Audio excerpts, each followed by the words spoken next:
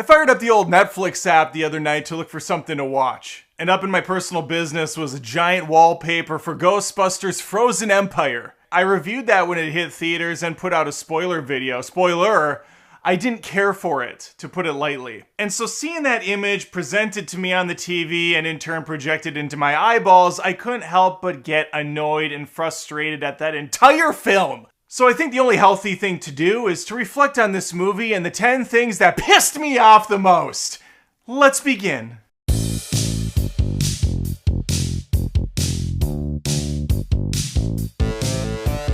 Before I jump into the top 10, why don't you do me a favor and fire up the old proton pack and blast the living hell out of the subscribe button.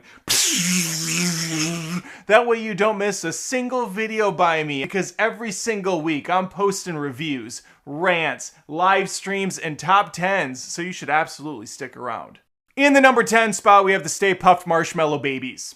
Are they adorable? Sure. Cute? Absolutely. Darling? These are all the same words. But what these little queso babies really represent is corporate greed. This is nothing more than a way to sell merchandise. But I don't even care about that.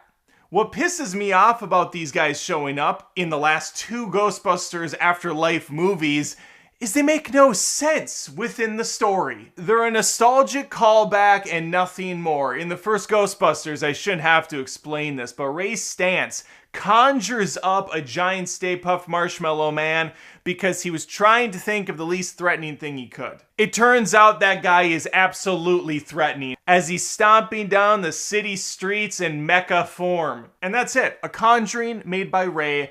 Nothing more. It didn't show up in Ghostbusters 2, but all these years later, we come up with the mini marshmallow babies because we all are familiar with the scene in the first one, so nostalgia! And they do nothing in these movies outside of just look cute and get into shenanigans. And that's it. And so I find it egregious. I find it absolutely disgusting. Let's move on to the number 9 spot.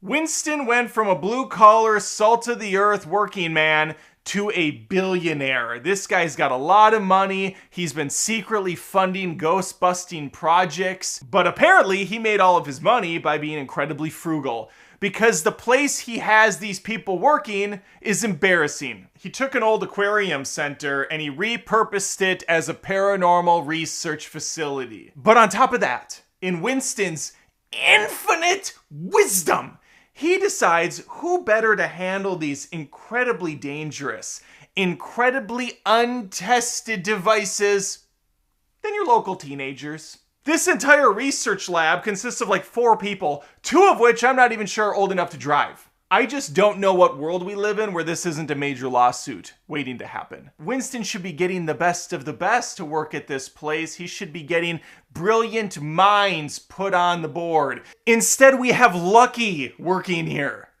Lucky! Here's where we already go from minor nitpicks to full-blown stupid, as we bear witness to Phoebe Spangler sneaking out in the middle of the night to go to Central Park to play chess. With a ghost! On its face, this was already ridiculous. Young girl goes out in the middle of the night to a very sketchy area. It's just not a good scenario to put yourself in. But on top of that, she's having a play date with a ghost? Granted, that part was unexpected, and they will form a bond, they will form a friendship over time that's also equally as stupid, and we'll get to that down the road. First off, I shouldn't have to tell her not to leave the house in the middle of the night. That's pretty sketchy. Secondly, maybe don't talk to ghosts. You know, don't talk to strangers. This is like 3 steps further than that. Don't talk to ghosts. And listen, I know Phoebe's tough. She's strong. She's not squeamish in the slightest, but maybe be a little bit taken aback by a ghost girl just showing up in front of you while you're playing a game of chess by yourself for some reason. And Phoebe's pretty much unfazed. Frozen Empire, much like the last film Afterlife, plays heavily into nostalgia and heavily into the old dogs from those original movies. Oh, Bill Murray's in this at some point. Oh, Ray's in this too. We even have Janine, the receptionist. She's back busting ghosts now. Isn't that something? So people might be a little annoyed to find out yet again the guys that were all over the trailers, they're barely in this film. In fact, Bill Murray, again, has like 2 scenes. Ray has a decent amount, I'll give it that. But the rest of the cast is barely present, and when they finally suit up for that iconic big bad fight, it is incredibly worthless. This entire outfit of Ghostbusters, old and young alike, can't do shit against this villain, but instead they rely on budget Zuko from Avatar to firebend his way out of this situation. And we're gonna get to that character in a second, but right now I want to talk about another annoyance that comes right after this scene. After the Ghostbusters finally defeat the villain, the frozen empire goes away. The cold weather subsides, the people come back to life or something. We don't actually see much of any of it, to be honest with you. Did people die? Unclear. I would imagine some froze and then fell and shattered to pieces in front of their children, their loved ones. I'm sure it was a very horrific situation. But that's not going to stop the New Yorkers from cheering excitedly. They somehow managed to gather around because that's what you do at the end of a Ghostbusters film, even if the script doesn't make any sense getting the people there to begin with. There's a whole bunch. Yay, Ghostbusters, we did it! Skida-dun-dun-dun-dun. Skibba-bam-bam-bam-bam-bam. Did podcasts send out a group text? Everybody got a little notification? Short for notification that they could go over to the firehouse and cheer on their favorite Ghostbuster. There's Bill Murray. Skida-dun-dun-dun-dun. Flida-dun-dun-dun-dun-dun. Hey, there's the new fan favorite emo ghost girl. Yay! Well, I guess we're gonna have to take control all on our own. If it's up to us.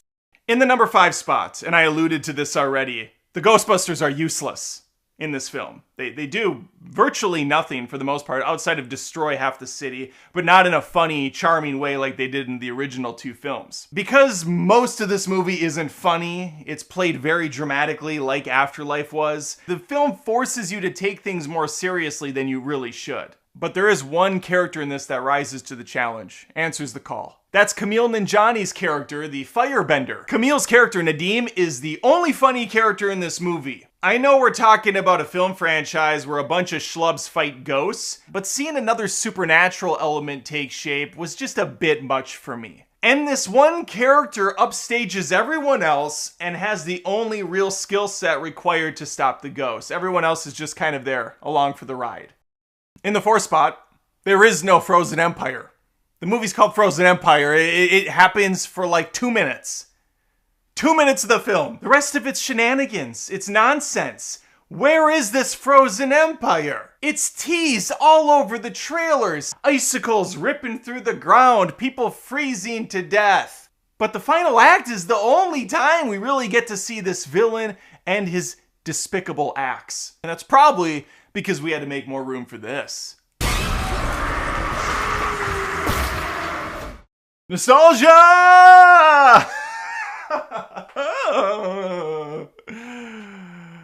I love it. At some point, every adult on Earth is going to stop going, oh, I remember that. Wow, cool. The Ecto-1, Slimer, yeah. Staypuff, Marshmallow babies. Walter Peck. Is that the librarian from the first film? Yeah! If you thought Ghostbusters Afterlife had nostalgia bait, this one triple dips on it. Nostalgia for the sake of cheap laughs and excitement is one thing, but my next spot, the number 2 on this list, is just full stop awful. Phoebe Spangler was easily the highlight from the last movie, Ghostbusters Afterlife. She was a fearless, intelligent, quirky girl that carried every scene she was in. So it was really disheartening watching her turn into a sad sack of shit throughout the entire film, never really recovering. She was kicked off the Ghostbusters, which was a very foolish decision. That was a terrible plot point to try to tackle. She falls for a ghost girl. As best friends, possibly as more, maybe a crush, innocently.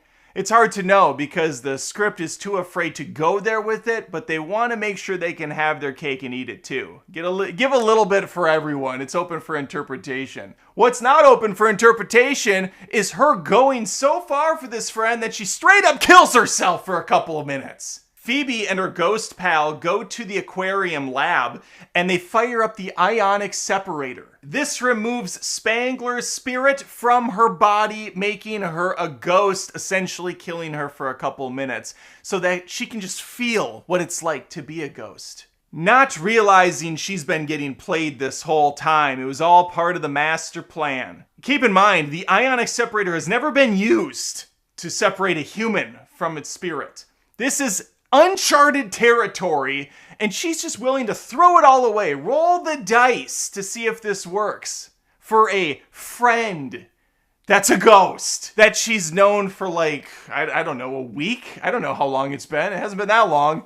It was already tragic enough that this character was pretty much ruined in the film, but then taking it to such an extreme was full-blown insulting. You know, for a movie called Ghostbusters, you would think there would be some actual ghost busting in it. I just kept thinking of Malcolm from Jurassic Park while watching this movie. Now, there is actually going to be ghost busting in this Ghostbusters film, correct? Right? Wrong. Outside of a chaotic opening scene, which is fun, it's exciting, I wish the rest of the movie was like that, there's virtually no ghost busting the rest of the movie. No montage, no ghosts all over the place. You see a couple here and there, but they never actually trap any of them because the containment unit's full, so they can't even put in another ghost. And apparently Winston, with all of his money and tech, has no way of transferring these ghosts quickly. It's gonna take years and years to do this in a slow, meticulous process. But yeah, maybe when you write a movie about Ghostbusters, you should come up with a concept that plays into that idea a little bit more. Maybe less focus on teenage innocence impressing a ghost by killing herself, and more on shooting ghosts in the face. Well, there you have it, my riveting thoughts on Ghostbusters Frozen Empire. After the first two movies, these have been pretty much terrible. And I know a lot of people don't even like the second movie. I still enjoy that one, okay? So I'm not without my faults. I'm not without my issues, but this movie has a whole bunch more. Do you agree with my list, though? Do you have some more to pepper in of your own? There's a lot. I didn't even scratch the surface, really. There's way more than 10 that you could go over in this film.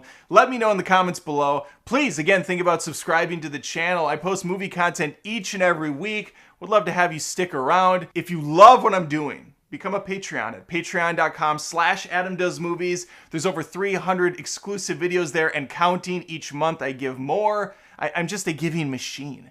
And on top of that, I have a second channel, Adam Does Rants, where I'm ranting about insanely stupid first world problems. Would love to have you there as well. I'm just trying to provide some laughter and entertainment because life can be tough, but it doesn't always have to be.